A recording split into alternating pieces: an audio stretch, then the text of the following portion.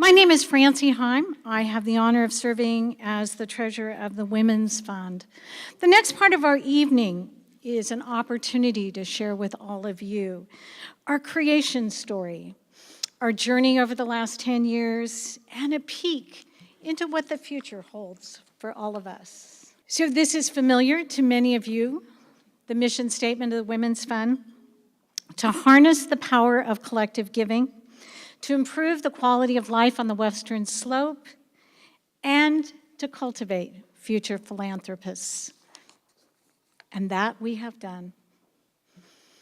So 2007, Katie Peak, one of our founders, made some observations. The first iPhone emerged, the first Kindle released, and the first Twitter was tweeted. And yes, the Women's Fund El Dorado, right up there with all of those life-changing pieces, came into place. Yes. And Katie's observation was that it was pretty much as earth-shaking to El Dorado County in having the Women's Fund as it was for those other inventions. So here's where it started, and there's lots of stories about this, but May 22nd, 2007, the first cabinet meeting of the Women's Fund. The founders, Katie Peak, Madeline Tammy, Stephanie Cressy, and a little help from their friends. Will all of those 11 founding members who were there that day, would you please stand and be recognized by this group? Yes. Awesome. Our thanks to all of you for starting this. Now, all great organizations have a creation story. It's a story about the passion, the vision of the founders, the story of their successes and their failures. And all really good creation stories get better every time they're told. Now, here tonight to tell the creation story of the Women's Fund is Bill Roby, director of the El Dorado Community Foundation. Bill, where'd you go? Thank you, Francie. In May of 2007, I had just started at the El Dorado Community Foundation as the program officer. It was my third day in the office. The front door opened, and a tall, attractive woman walked in. I stood up as she extended her hand, and she said, "You must be Bill. I'm Katie Peak. I have something I would like to talk to you about." I responded, "How can I help?" 2 weeks later, I was sitting at the foundation conference table with Katie and a group of women who had chosen collectively to move forward with an idea. Their first task was planning an event, inviting their friends to a dinner that coming fall that would introduce and explain to them the why, the what, and the how of a women's fund. Before that dinner, those and so many more questions needed to be answered. How would this women's fund operate? What was its purpose? How would it be constructed? How would it work? How much would be the giving levels? What would they be called? How would the grant process work? Who would make determinations on how the funds would be spent? The answer to all those questions would form the creation of the Women's Fund El Dorado. That creation occurred a month later. Katie had left for the summer, but called to inform me that she would be in Sacramento in a few weeks, and she asked if I could meet her halfway to pencil out the organizational structure, the outline of what would become the Women's Fund El Dorado. So that location needs to have a plaque. It is the Starbucks on Hazel Avenue in Gold River.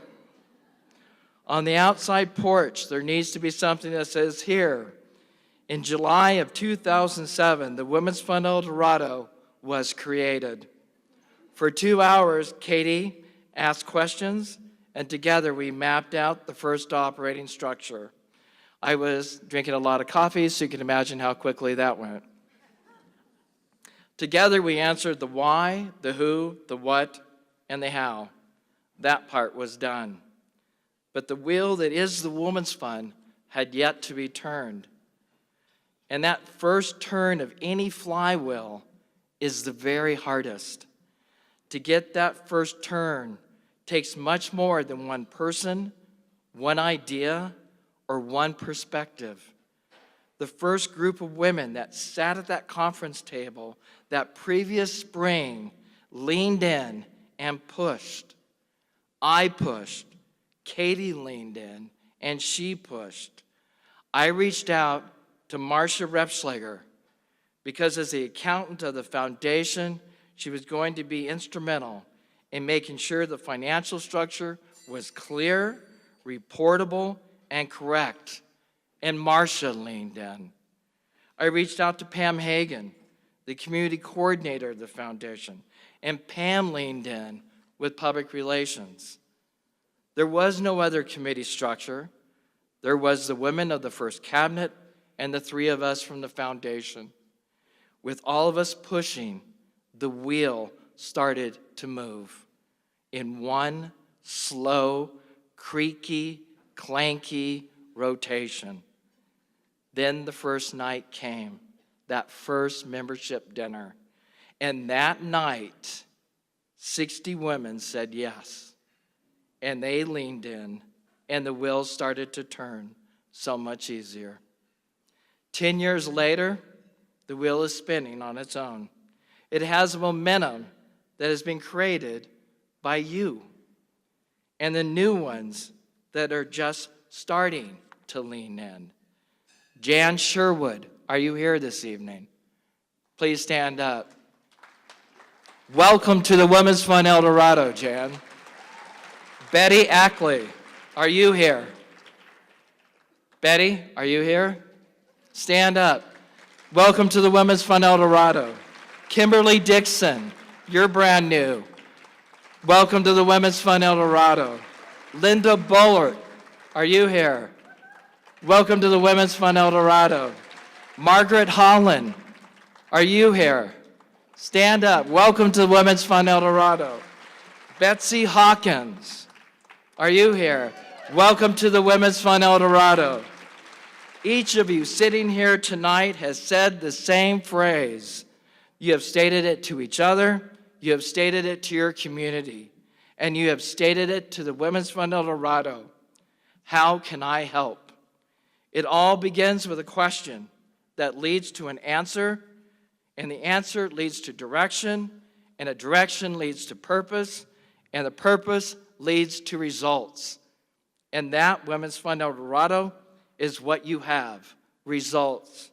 A community that is vibrant, healthier, and happier because of you. Congratulations.